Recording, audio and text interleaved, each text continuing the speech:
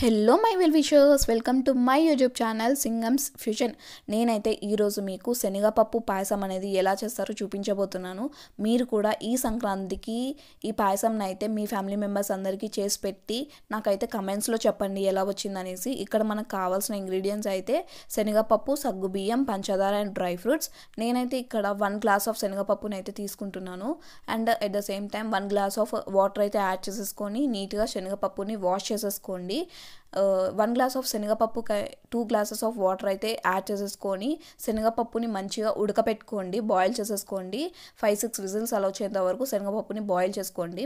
ఇక్కడ నేను సగ్గుబియ్యం అయితే 2 స్పూన్స్ అయితే తీసుకుంటున్నాను అండ్ వాష్ చేసేసుకుంటున్నాము. 2 గ్లాసెస్ ఆఫ్ వాటర్ అయితే పడుతుంది సగ్గుబియ్యం ఉడకటానికి.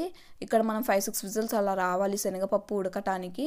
ఎట్ ద సేమ్ టైమ్ ఆ సగ్గుబియ్యం కూడా బాయిల్ చేసేసుకోండి. ఈ గ్యాప్లో మనమైతే డ్రై ఫ్రూట్స్ని అయితే రోస్ట్ చేసుకుందాము. ఇక్కడ డ్రై ఫ్రూట్స్ అయితే తీసేసుకొని కొంచెం నెయ్యి అయితే యాడ్ చేసేసుకొని డ్రై ఫ్రూట్స్ని మంచిగా రోస్ట్ చేసేసుకోండి.